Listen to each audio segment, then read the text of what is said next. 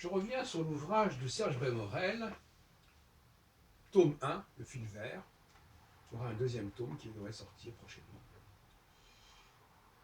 Astrologie, la fin des mystères, bilan, au pluriel, de quelques grandes controverses, perspectives nouvelles. Fil vert, les origines, les pièges de la complexité. Je crois que le deuxième s'appellera Fil rouge. Je sais pas, je me souviens plus. Édition Mansa, MENSA. Alors, c'est la troisième intervention que je fais à propos du livre de Bremerel, et ce n'est certainement pas la dernière parce que je n'ai pas terminé de le lire. Mais j'ai comme ça des éclairs qui me montrent qu'il y a des choses qui ne vont pas dans son discours. Et quelque part qu'il est très injuste sur ce qu'il dit de l'astrologie. Parce que, pour dire le fond de ma pensée très clairement, il ne tient pas compte des élites. Or, toute discipline n'existe que par ses élites. On ne va pas juger l'état de la musique dans un pays si on ne tient pas compte des grands compositeurs. On ne va pas juger du cinéma dans un pays si on ne tient pas compte des grands cinéastes. On ne va pas juger de l'état de la physique ou de la recherche en physique ou en médecine si on ne tient pas compte des grands chercheurs.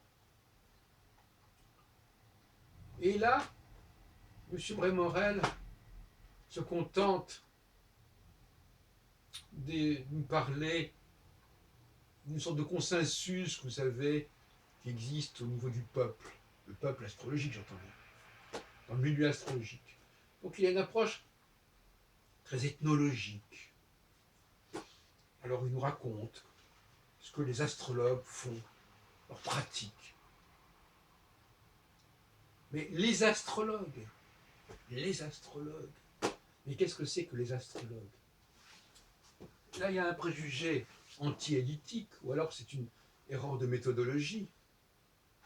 Mais qui pourrait se permettre, je le dis très clairement, de juger l'état de la physique, de la recherche en physique, nucléaire ou autre, en France, sans mentionner les travaux et les recherches qui sont en cours? Qui aurait le culot de réduire la physique française à ce qu'on enseigne par exemple dans les écoles, ou de ce que les gens plus ou moins savent sur le sujet? Alors, je ne sais pas si c'est de la mauvaise foi ou de l'incompétence, mais finalement, on ne peut pas, M. Bremerel, je le dis très clairement, on ne peut pas juger, apprécier la situation d'une discipline quelle qu'elle soit, sans faire appel à ces élites. Alors évidemment, c'est un peu embêtant, parce que ces élites ne sont pas forcément d'accord entre elles, parce que ces élites parfois prennent le contre-pied de ce que pense le gros de la population. Alors ça le gêne, ça le gêne. Il n'aime pas, Bremerel, il n'aime pas les gens atypiques. D'ailleurs, il ne me cite pas, il ne cite pas mes travaux. Il dit que, je sais pas, il dit des choses assez vagues à mon sujet. Il me met un petit peu, il dit que je suis inclassable. Et donc ça c'est déjà un premier point qui est grave. Et alors quand il parle même de l'histoire de l'astrologie, il en parle au niveau d'un certain nombre de poncifs, de représentations qui traînent un petit peu comme ça dans le milieu astrologique. Il ne va pas voir les historiens de l'astrologie. Les historiens d'aujourd'hui, ceux qui font des travaux d'histoire aujourd'hui, qui réfléchissent sur l'histoire de l'astrologie, sur les origines de l'astrologie. Non, il va étudier ce qui est plus ou moins admis dans le milieu astrologique. Vous imaginez bien, par exemple, que si on avait étudié l'état de la physique allemande ou de langue allemande en 1900, sans tenir compte des travaux en cours de M. Einstein, on n'aurait peut-être pas, on ne serait peut-être pas fait une idée très claire de l'avenir de la physique. Or, la question est là aussi. Quel est l'avenir de l'astrologie? Pour connaître l'avenir de l'astrologie, il est évident qu'il faut connaître les travaux les plus avancés, d'avant-garde, des recherches. Et ça, c'est un point totalement aveugle chez M. Brémorel. Alors, donc, si au moins il nous avait expliqué ça dans sa introduction, en disant je vais étudier comme ça les discours qui traînent dans le milieu astrologique comme ça, les choses sur lesquelles les gens sont d'accord. Mais aucune discipline ne fonctionne sur la base des gens qui sont d'accord. Le peuple, le consensus, il est toujours en retard d'un métro, d'un train, sur l'avant-garde, sur la recherche. Alors, il se simplifie la vie comme ça, donc comme ça ne bouge pas. Donc c'est bien automatique, c'est tout. Alors ça, c'est un premier point. Alors, donc, quand il parle de l'histoire de l'astrologie, il sort des choses qui sont de seconde main, des choses qui sont déjà connues, qui sont déjà racontées comme ça, mais il ne s'interroge pas sur les travaux actuels des historiens de l'astrologie. Une de ses grandes bévues, c'est quand il parle du zodiaque, par exemple. D'entrée de jeu, alors c'est la page, c'est le chapitre le chapitre 8, la dimension symbolique de l'astrologie, page 154 et suivante. D'entrée de jeu, M. Brémorel nous affirme que les signes zodiacaux font partie intégrante du symbolisme astrologique. Mais en le lisant, on a réellement l'impression que le symbolisme astrologique est l'œuvre des astrologues. C'est pas très clair dans son esprit d'ailleurs, mais parce qu'il dit d'une certaine manière que les astrologues en prennent beaucoup à l'astronomie. Bon, très bien. Avec plus ou moins de bonheur d'ailleurs. On repart, c'est un autre sujet, il dénonce un certain nombre d'erreurs concernant l'ascendant, par exemple, très intéressant. Il montre qu'il y a l'ascendance, c'est que chaque planète qui monte, elle a une ascendance à un autre moment, et que la planète d'à côté, etc. C'est très intéressant. Donc il démolit effectivement une théorie de l'ascendant. Je suis parfaitement d'accord avec lui. Mais moi, je ne m'intéresse pas de toute façon au thème natal, enfin, je veux dire en tant que chercheur. Mais bon, effectivement, il faudrait voir ça. Bon. Je ne crois pas qu'ils disent d'ailleurs très clairement que les maisons astrologiques ont été élaborées bien avant qu'on connaisse les signes zodiacaux, qu'on s'intéresse à l'écliptique. Il nous parle d'un état déjà hybride, où le thème astral est déjà un mélange. Donc il nous parle d'un état tardif. Donc là encore, la perspective historique, elle est très mal traitée, très mal perçue. Il nous parle du thème, non pas ce qu'il a pu être au départ, mais ce qu'il est devenu. Donc là aussi, il y a un manque de perspective qui est assez effarant. Mais revenons sur le zodiaque. Parce que M. Brémorel, finalement, il fait la critique de la pratique astrologique commune, traditionnelle, courante. C'est ça qu'il fait. Mais c'est pas correct, c'est pas équitable. Il faut s'adresser aux chercheurs, il faut tenir compte de ceux qui sont en pointe. Et s'il ne le fait pas du tout, il est tout à fait à côté de la plaque à ce niveau-là. Et je reviens sur ce point, sur le zodiaque.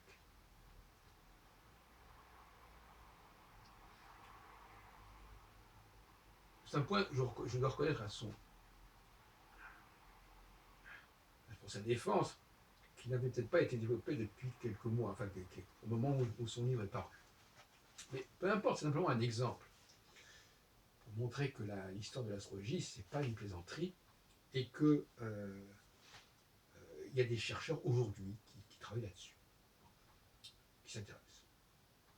Et bien que M. Brémorel me fasse une dédicace en me disant, pour Jacques, historien, philosophe, sociologue et critique de l'astrologie, historien, je ne sais pas exactement s'il tient compte de mes travaux historiques. Alors, peu importe. je, on a l'impression en le lisant que ce sont les astrologues qui auraient nommé ces signes zodiacaux. Et qui les auraient nommés parce qu'ils auraient une signification pour eux. Mais c'est pas du tout comme ça que ça s'est passé. C'est exactement l'inverse. Ce sont les astronomes qui ont introduit ces signes zodiacaux. Alors M. Brémorel va répondre, attendez, mais qu'est-ce que ça veut dire les ont introduits ces signes zodiacaux? Pourquoi les auraient-ils introduits? Puisqu'ils ne s'intéressent pas au symbolisme. Mais ça n'a rien à voir. Ils les ont introduits parce qu'il fallait bien leur donner, il fallait bien baliser d'une manière ou d'une autre, il fallait bien donner des noms aux différents secteurs, des écliptiques. Il fallait bien avoir des repères. Donc, ils ont emprunté tout simplement une symbolique qui traînait, qui était liée plus ou moins aux saisons, au mois de l'année, etc. Mais sans penser une seconde que ça pourrait servir de base à l'astrologie. Et ça, apparemment, là, il y a un problème. Là. Il n'arrive pas à comprendre, M. Brémorel, que l'on puisse recourir à des symboles, à des noms, sans pour autant leur donner de l'importance. Ce qu'on appelle le métalangage. Comme ça, on donne des noms. Oui.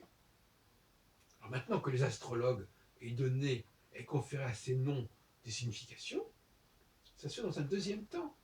Dans un deuxième temps. Et là, on peut leur reprocher d'ailleurs. On peut leur reprocher d'avoir accordé de l'importance à ces noms.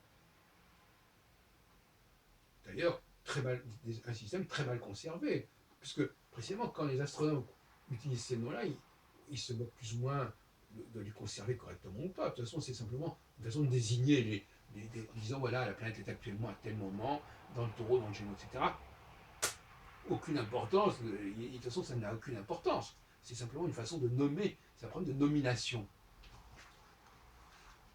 Donc il aurait raison de dire, et ça sera encore plus amusant dans sa critique, de dire regardez ces astrologues qui prennent les noms qu'on donnait comme ça par hasard, plus ou moins, des astronomes, et qui leur donnent du sens. Il n'a pas du tout dit ça. Il a laissé entendre que c'était les astrologues eux-mêmes qui ont donné ces noms. Pas du tout. Pour les planètes, c'est un peu plus compliqué, et là aussi, je lui donne un peu les circonstances atténuantes. Il ne nous explique pas d'où ça vient, qui a eu l'idée de donner des noms de dieux aux planètes, etc. Alors, je ne reviens pas là-dessus parce que je l'ai abordé très largement par ailleurs. J'ai montré qu'en réalité, dans ce cas-là, c'était bien les astrologues qui avaient obtenu que ces planètes portent tel et tel nom. Quand je dis les astrologues, c'est une façon de parler. Parce que là aussi, le statut d'astrologue aujourd'hui n'est pas du tout le statut d'astrologue dans l'Antiquité, en tout cas de la période qui m'intéresse. Les astrologues qui m'intéressent, les premiers astrologues, c'était des gens qui étaient des légistes, c'est-à-dire des gens qui utilisaient, qui fixaient les lois, qui fixaient le rythme de vie des sociétés en se référant à certains signes célestes. Et ces signes célestes, M. Brémorel, il faudrait quand même qu'il le sache, bien qu'il fasse référence, bien entendu, aux planètes, aux astres, aux étoiles, ils n'existent pas par eux-mêmes, ces signes célestes. Ce sont des conventions. Ils disent que telle planète aura de l'importance, quand elle sera conjointe à telle étoile, ça aura de l'importance. Et puis c'est tout. Donc ils ne prennent, les astrologues, ce sont des légistes qui se servent des découvertes de l'astronomie pour établir un ordre social. Et comme dit M. Frank Nguyen très justement, l'astrologie est une invention sociale. Ce n'est pas une découverte. Les astronomes font des découvertes, et les astrologues créent de toutes pièces un système, une architecture qui leur est propre. Et qui ne fait que se servir de l'astronomie. Et qui s'en sert comme elle l'entend. Ni plus ni moins. Donc croire que les astrologues sont obligés d'utiliser toutes les planètes, c'est une plaisanterie. Ils n'en ont aucune obligation. Alors, voilà donc ce que je voulais dire. Les carences de M. Brémorel, les carences de perspective font que et je terminerai là-dessus, parce que ça me paraît fondamental sur le plan méthodologique, il ne fait pas parler les chercheurs en astrologie. Ni que ce soit ni au niveau de la théorie astrologique, ni au niveau de l'histoire de l'astrologie, de l'origine de l'astrologie, il ne le fait pas parler. Il se contente de relever des propos qui sont généralement tenus par les astrologues, des pratiques qui sont généralement observées par les astrologues. C'est comment dirais-je, c'est quelque chose que je trouve insupportable. On n'a pas le droit de juger une discipline sur la base de ce qu'en dit le gros des troupes. On doit faire parler les élites, quand même elles ne seraient pas d'accord entre elles, surtout quand elles ne sont pas d'accord entre elles.